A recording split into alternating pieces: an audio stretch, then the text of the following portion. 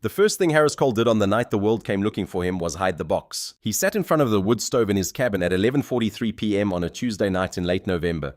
The flames were throwing his shadow across the walls, wavering shapes, almost alive, and he held the wooden box in both hands like it might break him. Inside were things he hadn't looked at in a very long time.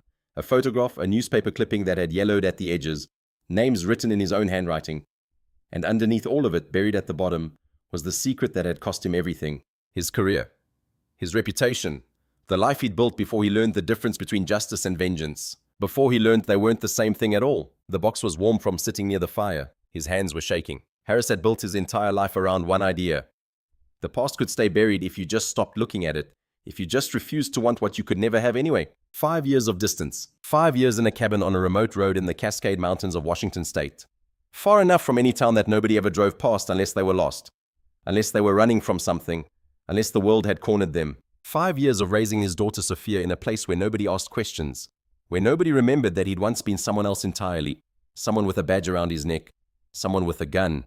Someone trained to hurt people. And trained to call it justice. He could hear her voice from the loft above. Sophia was 8 years old and she had a voice that carried. Like she was born to fill empty spaces. She was reading aloud to Marcus, the rabbit she'd rescued from a trap 3 winters ago when she was only 5. Harris had watched her kneel in the snow, working carefully, making sure she didn't hurt him. She had a gift for saving broken things. She read with the kind of concentration that only children had, the kind that made the words in the book matter more than anything around her. Maybe they did.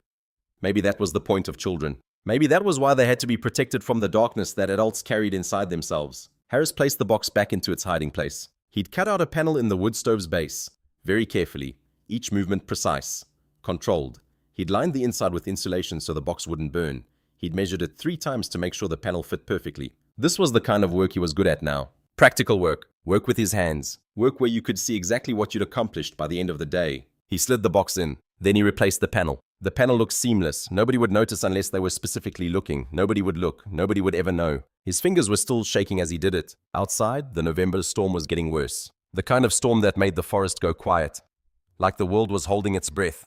The kind of storm that made animals retreat to their dens and made people realize how small they actually were. Harris had been monitoring the weather all day. State Route 20 would close by midnight. No one would be on that road in the next 4 hours unless they had a reason. A reason they couldn't avoid. A reason that was more important than self-preservation. Harris didn't know that someone was coming. But his body knew. His body had always known things before his mind could catch up. It was the kind of knowledge that came from years of training. Years of learning to read situations. People. The small signs that most people missed. The tightness in his chest that always came before his life changed. The way his hands moved slightly faster than normal. The way he kept looking out the window at the darkness like it was a problem he could solve by watching it hard enough. He didn't know that a woman was about to drive off State Route 20 and into his life. He didn't know that she would break open everything he'd spent 5 years trying to keep sealed. He didn't know that she would eventually find the photograph in the box and understand exactly what he'd been running from. He didn't know any of this, but his body knew. His instincts knew. The part of him that had never fully stopped being an FBI agent knew. Sophia called down from the loft. She was hungry. Her voice carried that particular tone that 8-year-olds used. Not desperate, not demanding, just a simple statement of need that she expected would be addressed. Because that was how her world worked. Her father addressed her needs. That was the contract between them. He told her he would make dinner. He moved through the cabin with the efficiency of someone who'd done this 10,000 times or more. Eggs from the cooler, bread from the loaf he'd made the day before.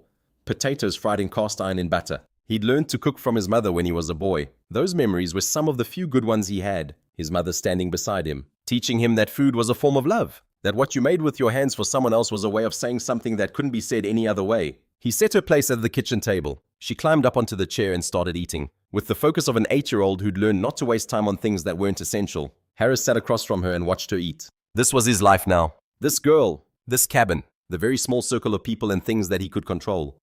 Keep safe. Protect from the larger world that had tried to destroy him. When you distilled your life down to its essential components, this was what remained. A child. Food. Shelter. The knowledge that tomorrow you would wake up and do exactly the same thing all over again. And that was enough. It had to be enough. Because the alternative was remembering. At 11:47 p.m., the wind picked up. Harris heard it change. He was sitting by the stove reading a book.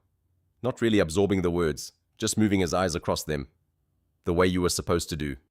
The sound of the wind shifted from the regular kind of storm wind to something more purposeful. Something with intention. Something that sounded almost intelligent in the way it moved through the trees. He stood up and walked to the window. He looked out at the darkness. The snow was coming sideways through the tall pines that surrounded the cabin.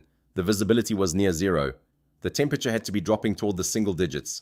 The kind of weather that killed people. The kind of weather that made people make bad decisions. A car had died somewhere on Route 20. Harris couldn't hear it. He couldn't see it. But he felt it the way he felt everything these days. Like vibrations in the air that warned him something was coming. His hands started to move. He started gathering things without consciously deciding to do so. A blanket. A towel. His mind had already started calculating. Already started preparing for what he knew was coming. He told Sophia to get ready for bed. She protested the way children did when they weren't tired.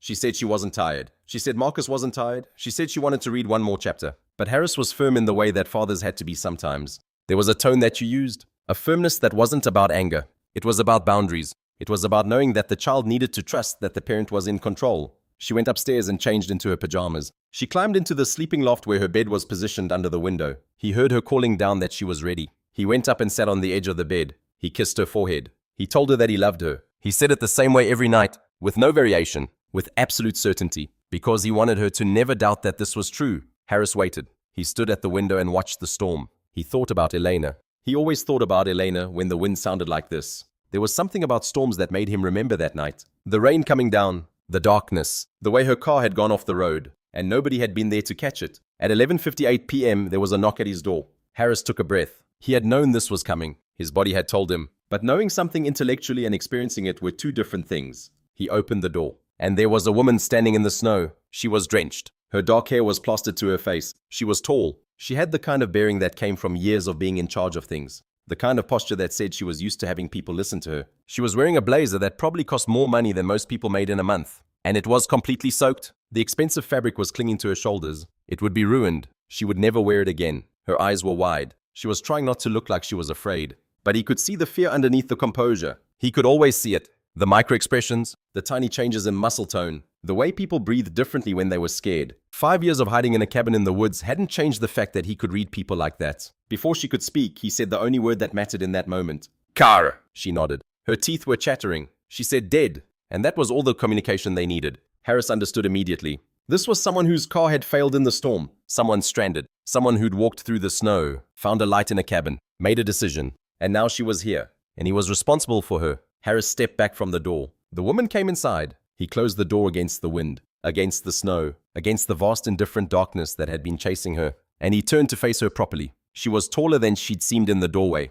She had the kind of presence that took up space. But right now that presence was stripped away by cold and shock. The realization that she'd almost died out there. The cold had done what nothing else could do. It had broken through her armor. He told her to sit. She sat. She moved slowly, like her body didn't want to obey her. He put a kettle on the stove without asking if she wanted tea. Asking questions wasn't the thing to do in this moment. The thing to do was to act. Address the immediate problems one at a time. Warm the body, then warm the core, then feed the stomach, then listen to the story. He brought 2 towels from the hall closet and a heavy flannel shirt that was clean. He'd washed it recently. He set them beside her without comment. She wrapped the towels around her shoulders. He went back to the kitchen and made tea, because that was what people needed when the world had tried to kill them. And they'd survived anyway. Harris didn't ask her name. He didn't ask where she was going. He didn't ask the ordinary questions that people asked each other when they were trying to be polite. He moved through the cabin with the kind of efficiency that came from years of training. Never waste a gesture. Never signal that you're thinking about what you're going to do next. Just do it. Act with absolute certainty. When the tea was ready, he set it in front of her on the kitchen table. Both hands. The way you presented something important. She wrapped her hands around the mug. She didn't drink it immediately. She just held it like the warmth was the thing that mattered, not the liquid inside. Harris said, "There's a phone in the hall. Landline. It connects to the valley.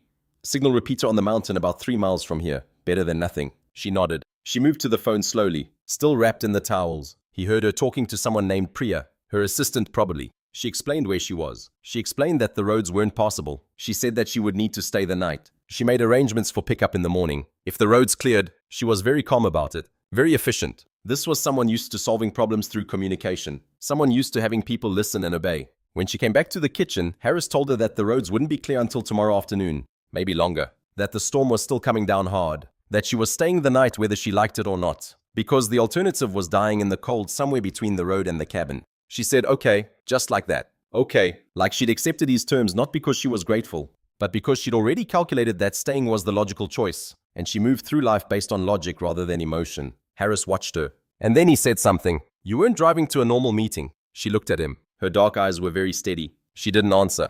He said, "You turned off your phone completely. You didn't tell anyone where you were going. You were driving a car that wasn't the one you normally use. You have a briefcase in that car that you retrieved during your phone call instead of leaving it behind. That tells me the briefcase is important. More important than comfort. More important than logic. So either you were driving to meet someone who needed to be convinced by your power, by your presence, someone who needed to see that you had resources behind you, or you were driving to meet someone dangerous. Which one is it? She was quiet for a very long time. Harris didn't push. He had learned patience in the FBI. He had learned that silence was often more powerful than words. People wanted to fill silence. People wanted to explain themselves. People wanted to be understood. And if you waited long enough, if you were patient enough, they would tell you the truth. Just because it was easier than maintaining a lie, the truth was less exhausting. Finally, she said, I was investigating something. Something within my own company. Something that goes very deep. I cannot go to the police because I do not know if the police can be trusted. So I'm going alone. I am meeting someone who has information. And Harris understood then what he was looking at. He was looking at someone running toward danger. Because she thought she was the only one who could handle it. He recognized himself in her immediately. It was like looking in a mirror from a different angle. He recognized the particular kind of pride that made you dangerous. The kind of pride that made you think you could solve everything by yourself. The kind of pride that meant you didn't ask for help because you'd never trusted anyone enough to help you. He didn't tell her what he was thinking. Instead, he said, the man you're meeting won't be trying to negotiate with you. He will be trying to kill you. She didn't argue with him. She didn't get defensive. She simply nodded like she'd already known this fact somewhere deep inside and was willing to drive into it anyway. This impressed him more than any gratitude could have. This was a person who looked at impossible odds and decided that the cause was worth the risk. That was either the bravest thing he'd ever seen or the most broken thing. Probably both. Harris said, before you do anything else, you need to sleep. You need to let your body recover from the cold. You need to understand that you are safe here. Tomorrow morning, my daughter will need to leave early for school. I have to drive her. We will be gone for 2 hours. When we return, you will still be here because the road still won't be clear and you will need to rest more. She didn't argue with any of this. She seemed to understand that Harris wasn't asking. He wasn't making suggestions. He was telling her how the next 12 hours were going to unfold. And because he'd just saved her life, because she was still shaking from the cold and the fear, she was willing to accept that. He pulled a blanket from the closet, a heavy wool thing that was older than Sophia. He set it on the sofa. He told her she was sleeping down here, that he would be upstairs with his daughter, that if she needed anything during the night, she should call out. Before he went upstairs, he said one more thing. Do not look for things in this cabin that do not belong to you. Do not search through cabinets or closets or anything you find. Some secrets are kept for a reason. Some secrets are kept because the person carrying them is not strong enough to say them out loud. And once you know certain things, you cannot unknown them. You understand? She looked at him, and she said, okay. And he went upstairs to the loft where Sophia was already asleep, curled up against Marcus. Both of them breathing the slow deep breaths of something that felt safe in the darkness. Harris sat on the edge of her bed. He put his hand on her head the way he did every single night without fail. He didn't move. He didn't say anything. He didn't pray because he'd stopped praying a long time ago. He just sat there in the darkness with his hand on his daughter's head, and he tried to transfer some kind of protection from his body to hers, through the simple act of touch, like he could make her permanent just by wanting it hard enough. Downstairs, Savannah Wright lay on the sofa with the blanket wrapped around her, and she tried to understand how a woman with $18 billion in her name had ended up in a cabin in the middle of a snowstorm, trusting a complete stranger with a secret that could destroy everything she'd built. She didn't sleep. She didn't try. She just lay there and waited for morning, and wondered what it would feel like to finally let someone else be in control. The next morning, Harris drove Sophia to school on a route that wound through the forest behind the house. It was a way to avoid the main road. It was a way to move through the world without being seen. It was part of the pattern he'd established 5 years ago. Never be predictable. Never be trackable. Never let anyone know exactly where you were going to be at any given time. After he dropped her off, he drove back to the cabin slowly, taking his time, watching the trees and the road and the occasional car that passed. He did this every morning and every afternoon. It was a habit now. It was part of how he stayed alive. When he got home, Savannah was awake. She was sitting at the kitchen table with a cup of coffee that she'd somehow made for herself. She'd found the coffee grounds. She'd found the filter. She'd figured out how to use the old coffee maker that sat on the counter. She'd made it happen without asking, without help, without any guidance. Harris respected that. He respected people who could operate independently, who could figure things out on their own. She was clean. She'd found the shower. She'd found clean clothes that were her size in a cabinet that he'd maintained for guests, though he never had guests. She'd dried her hair. She looked human again instead of like someone who'd almost died in a blizzard. She said, I need to understand what you were. You were not police. You were something else. Something more than that. He said, I was FBI a long time ago. Before I became this, she waited. She understood that he would tell her more if she gave him space. If she didn't push, he said, I made a choice that ended my career. It was not the right choice and it was not the wrong choice. It was just a choice between two different futures. And I've been living with it since. Every single day since. She asked, what kind of choice? He looked at his daughter's bedroom. He looked at the cabin that had become his entire world. He looked at the stove and thought about the box hidden inside it. He said, The kind that changes everything. The kind that you cannot undo no matter how much time passes or how much you want to go back and make a different decision. She sat with that information. She drank her coffee. She didn't ask him anything else. She seemed to understand that he would tell her more when he was ready. For the next 3 days, the roads remained completely impassable. The storm had been more severe than any forecast had predicted. Trees had come down across the road in multiple places. The power went out for a while. Visibility was zero. Harris had to maintain the fire in the stove constantly to keep the cabin warm enough for them to survive. It was ancient work, primal work. You couldn't think about Elena or Gaunt or vengeance when you were focused on keeping the fire alive. He and Savannah and Sophia settled into a kind of routine that felt almost normal. In the mornings, Harris would drive Sophia to school through the back roads and forest paths. Savannah would watch him prepare for these trips. She would see how he checked the roads before taking them, how he had an alternate route, how he had contingency plans for the contingency plans. In the afternoons, Savannah would help Sophia with homework. They would sit at the kitchen table, going through math problems and reading assignments. Sophia would explain things to Savannah. She would explain how to do fractions. She would explain why you needed to know the difference between a simile and a metaphor. She would explain that sometimes things that seemed different were actually the same thing, viewed from a different angle. Savannah would listen to her daughter explain the world, and she would think about how she'd built an empire. And she'd never built anything that mattered as much as what this 8-year-old girl understood without being taught. That connection mattered. That presence mattered. That showing up and paying attention mattered more than any amount of money. In the evenings, they would eat dinner together and talk about things that didn't matter in the grand scheme of things. Movies that Sophia had seen, books that she was reading, the way the forest looked after heavy snow, had turned the trees white, made them look like they were sculpted from ice, made them look like they were permanent and eternal. Even though everyone knew that spring would come, and the snow would melt, and the world would keep turning, Harris would cook, and Savannah would watch him work. She would see the way he moved, the efficiency, the lack of wasted motion, the way he organized everything so that everything was exactly where he needed it to be. She understood that this wasn't just cooking. This was him imposing order on chaos. This was him controlling the one small world that he'd created. On the second day, Sophia asked Savannah a direct question, the way children did when they didn't understand the point of small talk. She said, "Do you have parents?" Savannah said, "No. They died when I was 16 years old. A car accident. It was snowing. Not as bad as this, but bad enough." Sophia considered this for a very long moment. Children did this. They took information and they processed it in ways that adults couldn't. They didn't immediately jump to sympathy or conversation.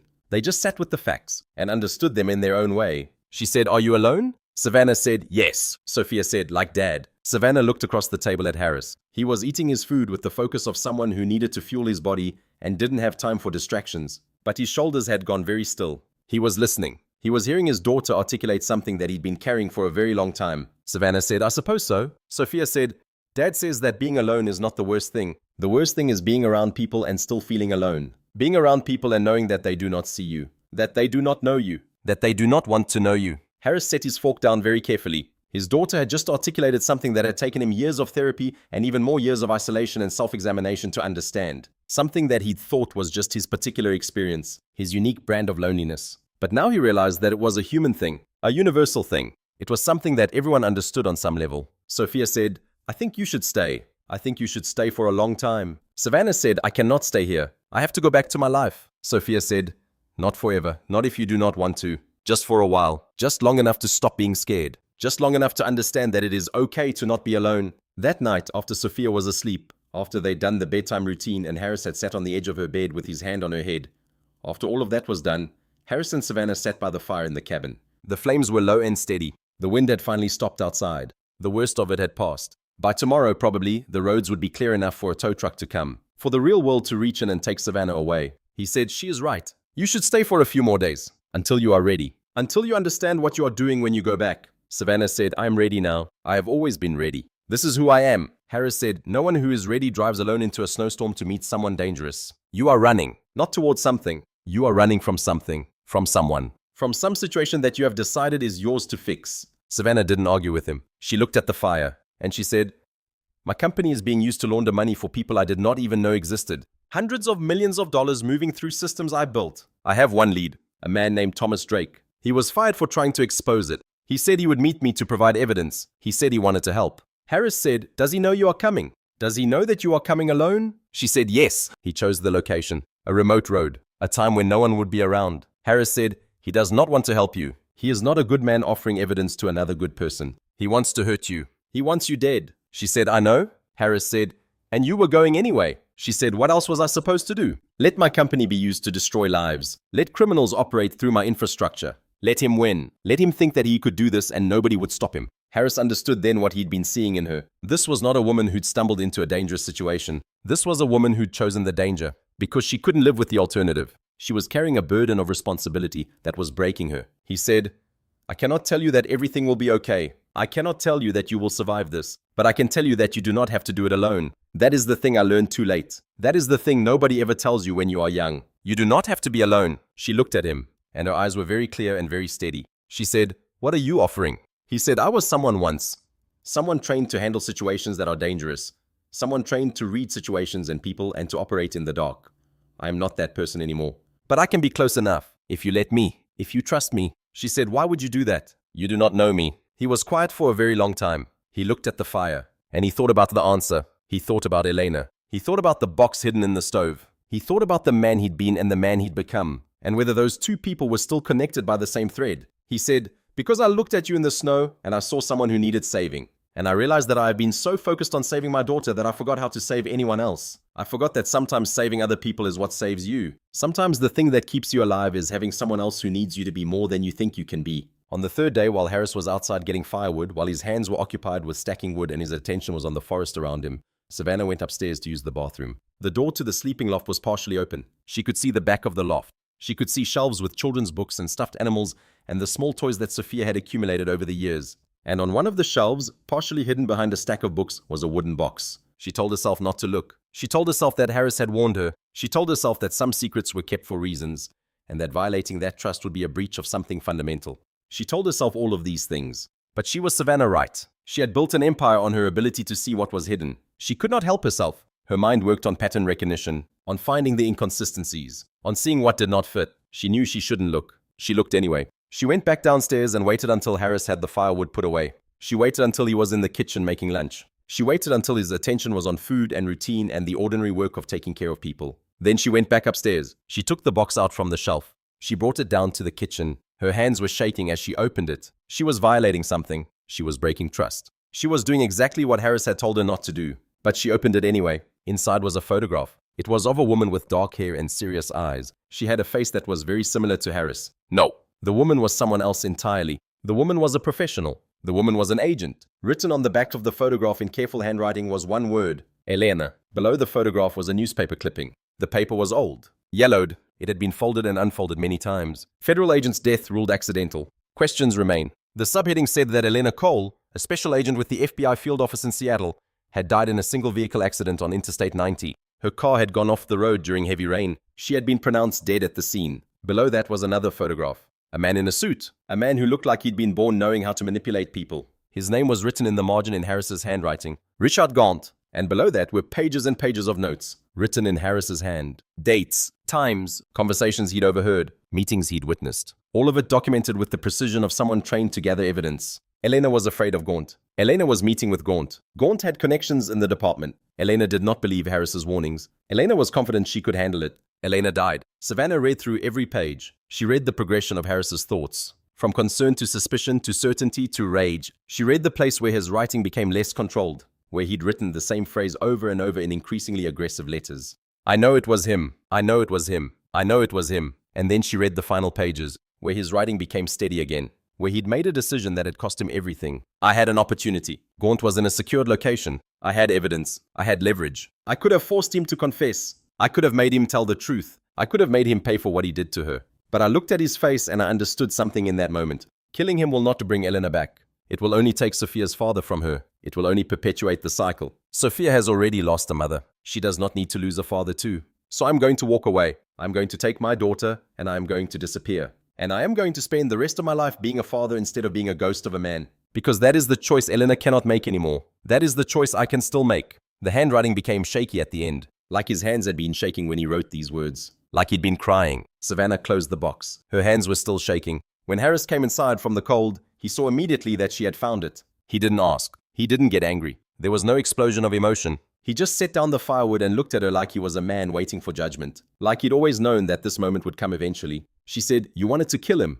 He said, "Yes." She said, "You could have done it. You had the opportunity. You had the training. You had the motive." He said, "Yes, all of that is true." She said, "Why did you not?" He looked at the doorway to his daughter's bedroom. He looked at the cabin that had become his entire world. He looked at the photograph of the woman he'd loved hanging on the wall in a simple frame. a woman smiling at the camera like she believed the world was fundamentally good. He said, "Because there are two different kinds of power. There is the power to destroy, and there is the power to protect. I had the first kind, I still have it. Every single day I wake up knowing that I could do something terrible, and I could probably get away with it. I still have the training, I still have the knowledge, I still have the rage buried underneath everything. But the second kind of power is worth more, because the second kind of power lasts. It changes things. It makes things better instead of worse. And every single day when I wake up and I see my daughter, every single morning when she comes downstairs and she's still safe, still alive, still has a father who is present and not in prison and not a ghost hunting a dead man, I know that I made the right choice. Even though it was the hardest choice, even though some nights I still dream about what would have happened if I had done it differently,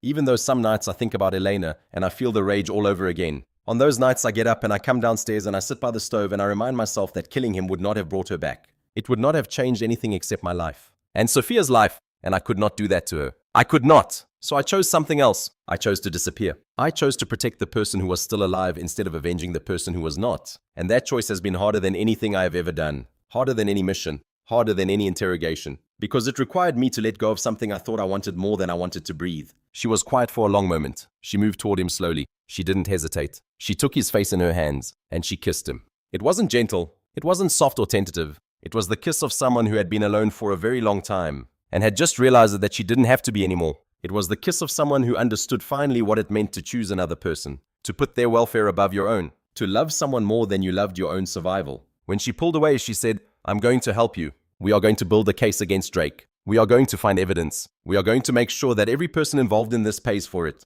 Elena is going to get justice. Your name is going to be cleared. Everything you sacrificed is going to mean something." Harris said, "That is very dangerous. That is the most dangerous thing I've ever heard." Savannah said, "I know." Harris said, "I cannot promise you that you will survive this. I cannot promise that this will work the way you want it to work." Savannah said, "I'm not asking you to promise that. I'm asking you to fight beside me. That is all anyone can do. Fight beside someone. Refuse to let them fight alone. That is enough." Harris pulled her close. He put his face in her hair and he breathed her in. For 5 years he'd been alone. For 5 years he'd convinced himself that this was enough. That solitude was enough. That distance was enough. He said, "I love you. I barely know you and I love you. I love that you came into my house like a wild animal and did not ask for permission to exist. I love that you looked at my darkness and you did not run away. I love that you are willing to burn your own life down to give justice to someone you never even met." She said, "I love you too. I love that you saved me. I love that you chose protection over revenge. I love that you are brave enough to build something instead of just destroying it." And in that moment, in a cabin in the mountains with the fire burning and the darkness outside and Sophia sleeping upstairs, they both understood that their lives had changed fundamentally. They spent the next 2 weeks planning. Every detail was important. Every step had to be calculated. They couldn't afford any mistakes. This wasn't just about building a legal case. This was about building evidence that no lawyer could deconstruct. No detective could poke holes in. Harris sat with Savannah and they went through everything. He explained how to set up surveillance, how to document conversations, how to create a record that was admissible in court. He explained the things that he'd learned in the FBI, the things they didn't teach in schools, the things you only learned by being in rooms where life and death decisions were being made. Savannah explained how to manipulate people with money, how to make them trust you, how to make them believe that you were on their side even when you were setting them up. She explained the systems that moved billions of dollars, the networks of people who profited from secrecy. Together they created a strategy. They contacted Drake. They told him that Savannah was terrified. They told him that she wanted to make a deal. They said that she was willing to transfer funds to an offshore account. They set up a meeting in a different location, a hotel in Portland, a room that they'd secured in advance, a room that Harris could monitor from a position of safety. When Drake arrived, when he walked into that room believing that he was going to intimidate a frightened woman into giving him money, he had no idea that his entire life was about to change. Harris was hidden in an adjacent room with recording equipment. Professional equipment, the kind that captured every word with crystal clarity. Audio that would be admissible in court. Audio that would prove beyond any doubt that Drake was guilty of extortion, that he had information about money laundering, that he knew Richard Gaunt was involved in Elena's death. When Drake started talking, when he started revealing his connections and his methods and his motivations, Harris captured every word, every admission, every detail, every piece of evidence. 2 weeks after that recording was handed over to the FBI, Thomas Drake was arrested. He tried to claim innocence. He tried to claim that the recording was fake. He tried to claim that Savannah had manipulated him. But the evidence was too strong. The recordings were too clear. His own words were his condemnation. The FBI reopened the investigation into Elena's death. They had new leads. They had new information. They re-examined the original evidence with fresh eyes. They found inconsistencies in the original report. They found that Richard Gaunt had connections to people within the department. Connections that had never been investigated. Connections that had been deliberately hidden. They found that Elena's death had not been an accident at all. It had been murder. Premeditated. Planned. Executed by someone who knew exactly what he was doing. Gaunt was arrested 6 weeks later. When Harris heard the news, he sat on the edge of his bed in his small house, and he put his face in his hands, and he did something that he had not done in 5 years. He cried. Not quiet tears, not restrained tears, real tears. Tears that came from the place deep inside where he had been carrying Elena's death all this time. Sophia came in. She didn't ask him what was wrong. She just climbed into his lap. She put her arms around him. She held him while he grieved. Elena finally had her justice. But justice comes with a cost. Savannah was charged with covering up evidence. She was charged with obstruction of justice. She was charged with withholding information from federal investigators. She was going to face prison time. She was going to lose her company. She was going to lose access to her accounts. Everything she'd built was going to be stripped away. The trial lasted 3 months. Harris sat in the courtroom every single day. Savannah's lawyer presented the facts. The prosecutor presented his case. The judge listened to everything. The jury deliberated for 2 weeks. Finally, they returned a verdict. Guilty. But with mitigating circumstances. Savannah had acted in service of justice. She had worked with the FBI. She had helped bring a murderer to account. These things mattered.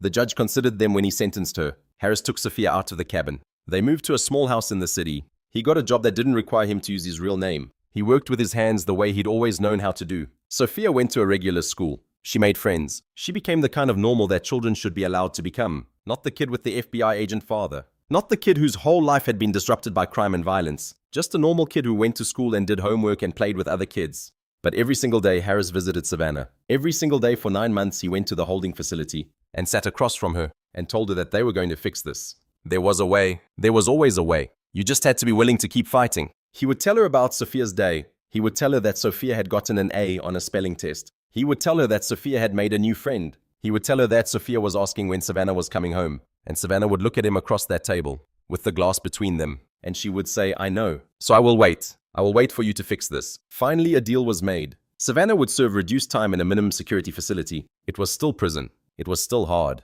It was still taking away her freedom. But it was survivable. It was something that she could endure. 8 months instead of 3 years. 8 months instead of the rest of her life. On the day she was released, Harris and Sophia were waiting outside the gates. Sophia was holding a single flower that she'd picked from a garden. Harris was standing very still. The way he did when he was making himself a smaller target. The way he did when he was trying not to hope too hard for something. She walked out into the sunlight. The sun was bright and warm. It had been cloudy for so long, the entire time she was inside, that she had almost forgotten what actual sunlight felt like on her skin. What it felt like to feel the warmth of it. To know that the world outside was still there and still turning and still holding life in it. She saw them. And she understood that everything had changed. She'd lost an empire. She'd lost her freedom temporarily. She'd lost the life that she'd built for herself. She'd served her time. And she'd come out of it different. Smaller. More humble. More human. But she'd gained something more important. She'd gained someone who chose her. Someone who chose her not because she had power or money or influence or anything that she'd once thought mattered, but because she'd revealed her deepest self.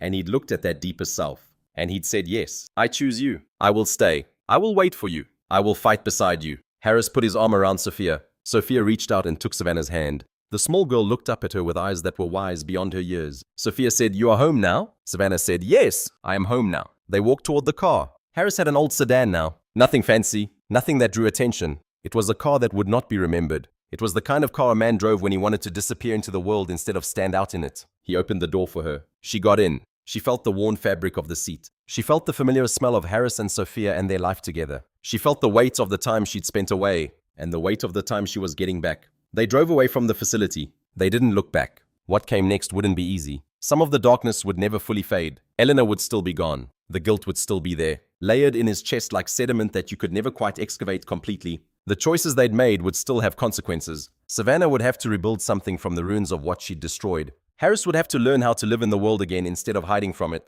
But they would face it together. And for people who'd spent their entire lives alone, together was everything. 1 year later, Harris and Savannah got married in a small ceremony in the courthouse. Sophia was the witness. She wore a dress that she'd picked out herself. She held a bouquet of flowers. The judge who performed the ceremony said the standard words. Do you take this person? Do you promise to love and cherish and support them? Harris said, I do. Savannah said, I do. Sophia said, I do too. And the judge smiled because he understood that sometimes love was not just about the two people making promises. Sometimes it was about the child who was promising to stay and build something new with them. Something that had never existed before. Something that was being created in this moment. They went home to the house that they now shared. Harris had a job. Savannah was working at a non-profit organization that helped people who'd been damaged by corporate malfeasance. She was taking her knowledge and her power, and she was using it to help people instead of accumulating more wealth. Eleanor's case had finally been closed. Gaunt was convicted of murder. He was serving life in prison. He tried to appeal multiple times, but each appeal had been denied. So Elena had her justice, and Harris had his peace. Not because the past had been erased. The past could never be erased,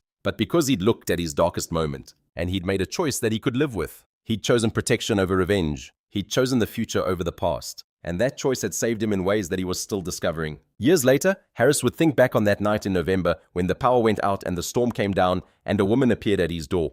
He would think about the moment when he opened that door and he saw her standing there in the snow. He would think about how his entire life had hinged on a decision that lasted less than a second. The decision to step aside. The decision to let her in. If he had locked the door, everything would have been different. Eleanor would still be unavenged. Gaunt would still be out there walking free. Drake would still be stealing and manipulating and destroying lives. Sophia would have grown up in a cabin with a father who was slowly being eaten alive by rage and guilt and unfinished business.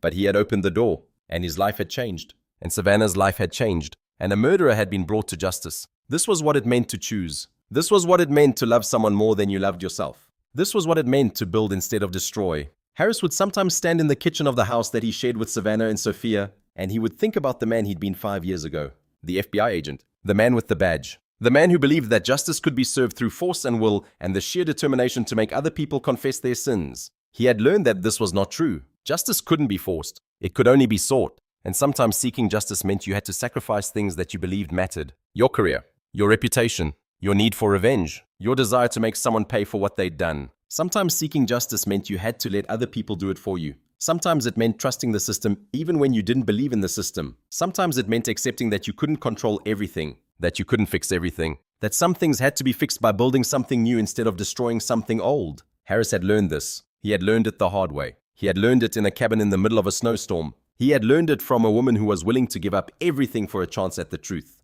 He had learned it from a daughter who understood that loneliness was not the worst thing that could happen to a person. On the anniversary of the night that Savannah had driven off the road, Harris took her back to the cabin. Sophia stayed with her grandmother. It was just the two of them. They drove up State Route 20 on a night when the weather was clear and the stars were visible and the road was not trying to kill anyone. They sat by the fire in the cabin that Harris still owned. The cabin that had become the place where two broken people had learned how to heal. Savannah said, "Do you ever regret opening that door?" Harris said, "No, not for a single moment." Savannah said, "Even though I complicated your life? Even though I dragged you into something that could have destroyed you?" Harris said, "You didn't drag me. I chose. I opened the door. I chose to help you. I chose to build a case against Drake. I chose to expose Gaunt. I chose all of it." And then he said the thing that he had been wanting to say for a very long time. Harris said, "Thank you." Savannah said, "For what?" Harris said, "For making me remember that I was more than my rage, that I was more than my grief, that I was capable of choosing something other than revenge. You gave me back my life. You gave me back myself." Savannah took his hand. She said, "I was going to drive off that road and probably die. I was going to spend the next 5 years of my life pursuing a dangerous man across a dangerous road. And I was going to get killed in the process. You saved my life." Harris said, "We saved each other." That is what love is. Two people choosing each other. Over and over again. Every single day. They sat by the fire. They didn't need to say anything else. They just sat together. They watched the flames. And they understood that the past could never be erased. But it could be redeemed. That the darkest moments could be transformed into something meaningful if you had someone willing to stand beside you in the darkness. This was what Harris had learned in the cabin. This was what he would teach Sophia as she grew older. This was the legacy that would carry forward from that night in November when the world came looking for him.